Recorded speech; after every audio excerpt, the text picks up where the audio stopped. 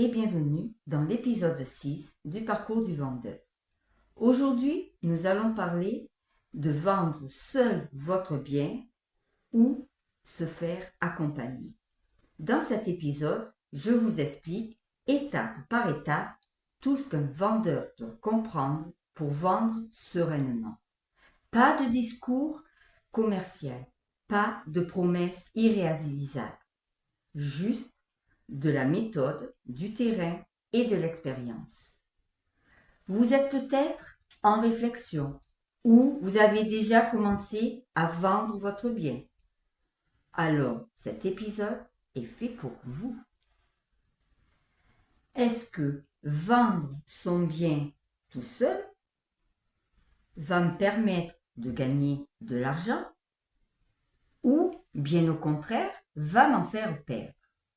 Beaucoup de propriétaires se posent la question: pourquoi vais-je payer des honoraires d'agence, que ce soit vous vendeur ou que ce soit les acquéreurs, et le professionnel de l'immobilier va vous dire: je vais le vendre plus rapidement. Mais qui a réellement raison? Dans cet épisode, on va voir plusieurs choses. Les vraies différences entre vendre seul ou être accompagné, ce que tous les particuliers estiment complètement, et surtout, la plus importante, comment mettre en place la bonne stratégie. Alors, restez jusqu'à la fin, car je vais vous donner aussi les erreurs à ne pas commettre. Alors, on y va? On commence? C'est parti! L'objectif de cet épisode, c'est déjà de vous aider à comprendre pour pouvoir vendre seul, pour pouvoir vendre votre bien dans les meilleures conditions, maximiser votre prix de vente, je dis toujours au plus juste prix, sans être au-dessus ou le bradé être en dessous, et comme je vous le disais, éviter les erreurs. Que vous soyez vendeur propriétaire, investisseur ou tout nouveau vendeur, parce que oui, il y en a aussi, au bout d'1 an, 2 ans, revendent leurs biens parce qu'ils ont été mutés pour raisons familiales ou tout autre. Et même qu'ils ne puissent plus payer, rembourser leurs prêts. Explication pédagogique. Vendre seul, de particulier à particulier. Vendre seul, ça veut dire faire les photos, l'annonce, les visites, négocier et tout ce qui est administratif. Ensuite vient aussi le notaire, la signature du compromis et la signature de l'acte authentique. Et ça, c'est énormément de stress pour vous, pour votre famille, des nuits blanches. Est-ce que mon bien vaut ce prix? Est-ce que je ne vais pas me faire avoir par l'acquéreur? Tout le monde va venir visiter ma maison ou mon appartement. Ça fait beaucoup de choses à faire. Les avantages, pas de commission d'honoraires, sentiment de contrôle et liberté totale. Maintenant, les inconvénients.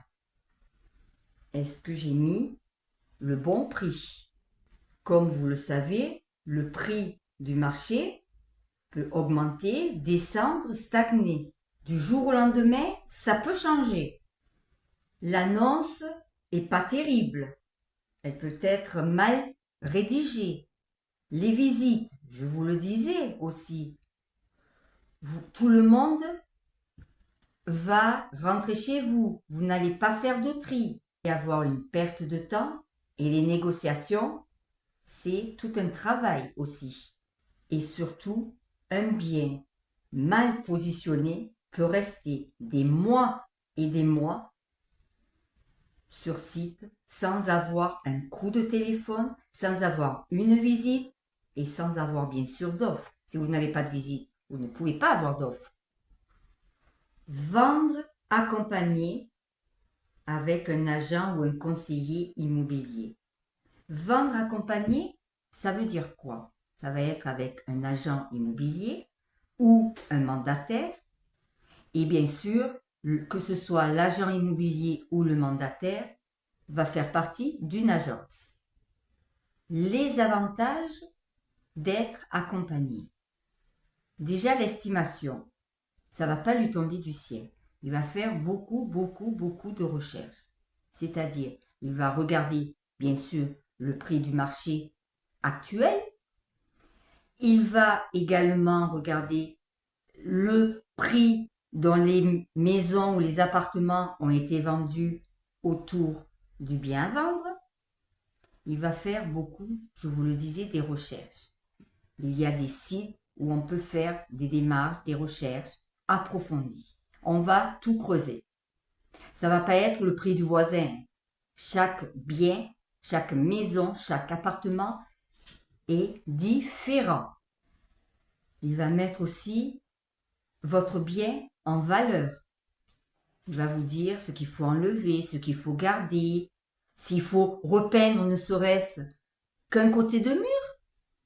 Ça peut faire un plus pour vous et les acquéreurs vont dire « Waouh, il a fait des efforts, le vendeur a fait des efforts, il a fait quelques petits travaux. » Ensuite, il a aussi accès à des réseaux d'acheteurs, les collègues, le site. Tout le monde va se mettre à la recherche s'ils n'ont pas des acquéreurs voulus. Très important sur ça, les visites.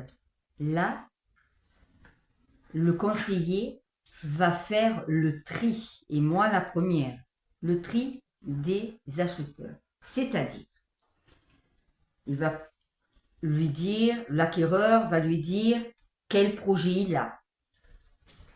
Le conseiller va lui poser des questions, et ensuite, la question ultime, que souvent les acquéreurs n'aiment pas trop parler. Est-ce que vous avez vu votre banquier? Il dit oui, il envoie les papiers nécessaires pour prouver qu'il a bien l'accord, entre guillemets, du prêt, du banquier.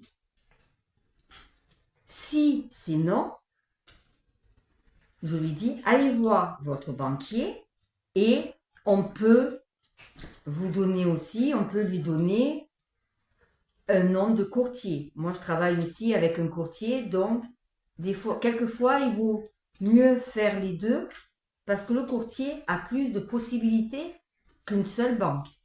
Et la négociation, le professionnel, lui, sait y faire. C'est son métier aussi. Et surtout, quelquefois, le professionnel de l'immobilier peut vendre votre bien plus cher sans prendre en compte sa commission. Les inconvénients. Déjà, tout vendeur va le dire, vos honoraires. Les honoraires sont entre 4 et 10%. Il faut choisir aussi le bon professionnel. Je ne dis pas qu'il n'y a que des bons ou que des mauvais. Non, il faut choisir le bon. Et le vendeur, bien sûr, a moins de contrôle, ce qui est normal. Mais tout bon professionnel demande toujours et avertit toujours ce que le professionnel fait. Que ce soit des remontées, changer des photos, n'importe quel changement, un bon professionnel doit le dire au vendeur. Mais attention, comme je vous le disais, tout conseiller ne se valent pas. Comparaison claire. Concrètement, vendre seul, économie plus risque élevé.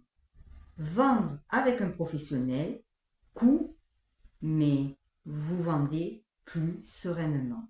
La vraie question à vous poser, vous vendeurs, est-ce que vous voulez faire des économies ou vendre vraiment votre bien le plus rapidement possible? Telle est la question.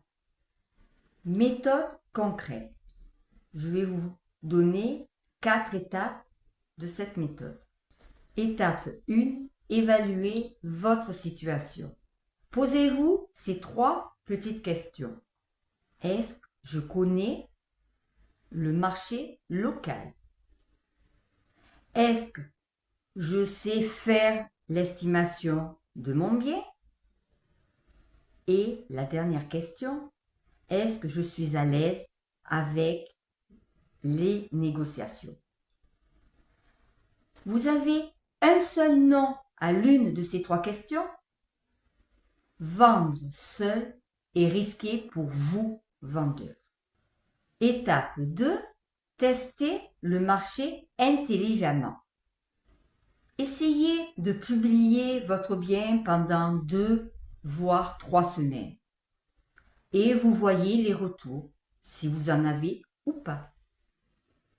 À ce moment-là, notez sur papier le nombre de contacts et les acheteurs s'ils sont vraiment de réels acheteurs. Moi, je dis toujours qu'il y a toujours les acheteurs du dimanche, les promeneurs du dimanche. Si ça ne prend pas, à ce moment-là, stop. Prenez un professionnel. Étape 3, comparez plusieurs professionnels. Alors, c'est vrai, il y a des mandats simples, des mandats exclusifs. Vous n'êtes pas obligé de prendre un mandat exclusif. Vous pouvez prendre un mandat simple et vous mettez en concurrence 2 voire 3 agents conseillers immobiliers. Comparez leur estimation. Vous leur faites faire une estimation à chacun et vous faites la comparaison. Alors déjà, une estimation, on ne vous donnera pas, du moins moi, je ne vous donnerai pas le prix exact. Je mettrai dans une fourchette. Ça vous permet, vous, d'ajuster votre prix. Après, vous avez peut-être un prix de départ. S'il est au plus juste, vous pouvez le monter. S'il ne dépasse pas, par contre, s'il est au-dessus, posez-vous la question. Regardez aussi leur stratégie, le réseau, les manières de travailler. Moi, j'ai une manière qui est différente d'un des collègues. Un bon conseiller en immobilier ne vend pas un bien. Il est là pour mettre en place une stratégie. Il ne vend pas des murs. Il vend pour que vous puissiez passer à autre chose, commencer une nouvelle vie.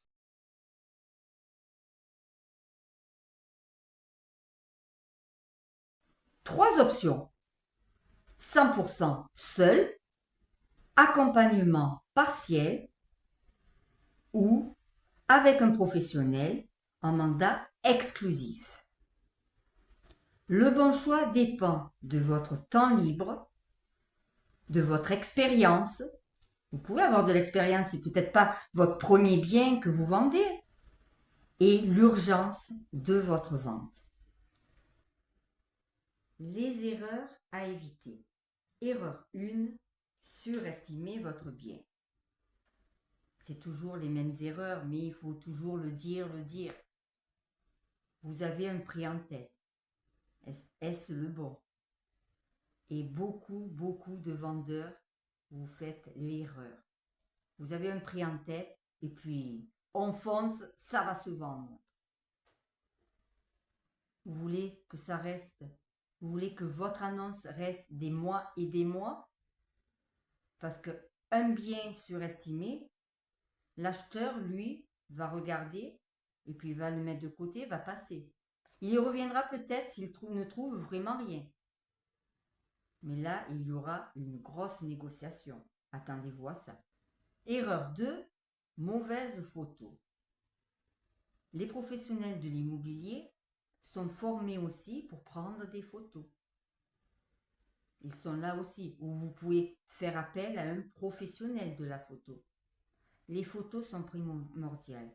Je vous dirai quelque chose, les acheteurs vont regarder en priorité les photos. Après seulement, ils vont lire l'annonce. Mais d'abord, c'est toujours les photos. Et les photos, il faut qu'ils disent « Waouh, ça n'a pas l'air mal ». Erreur 3, accepter toutes les visites. Je vous en parlais. Il ne faut pas prendre tout le monde. Il faut les choisir, les trier.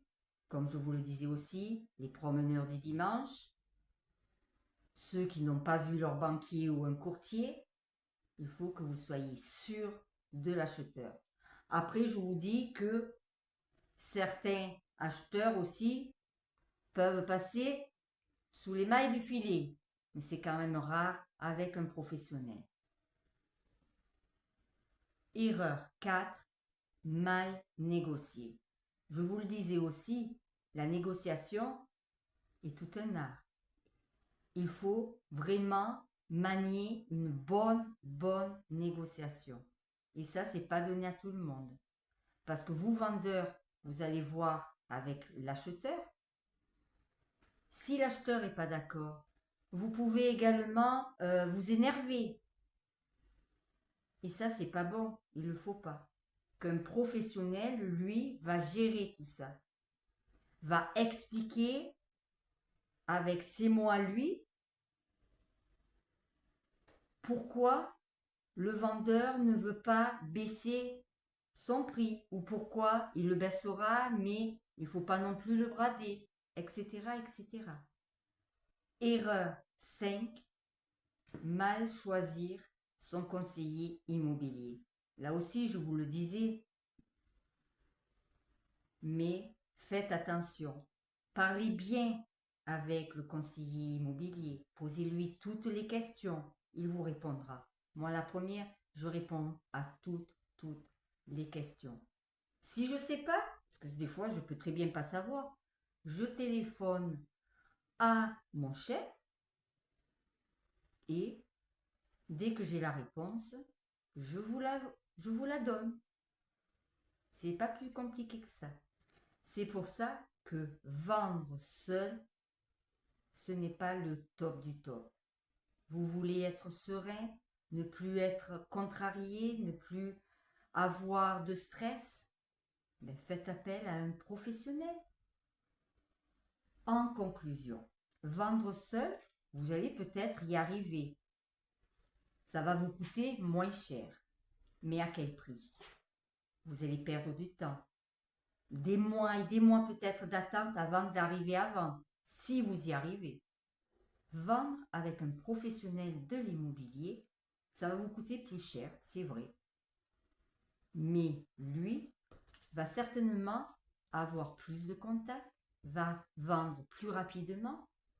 Vous n'allez plus être stressé, vous allez être serein. C'est tout bénéf pour vous. Donc, pourquoi ne pas faire appel à un professionnel de l'immobilier? Ne perdez plus de temps. Je vous dis merci d'avoir suivi cet épisode du parcours du vendeur. Je suis Corinne Morin de chez Propriété Privée, ici à Blaye, dans le 33. Souvenez-vous, ici c'est clarté, résultat et méthode. Je vous dis à la semaine prochaine pour un nouvel épisode. Ciao, ciao!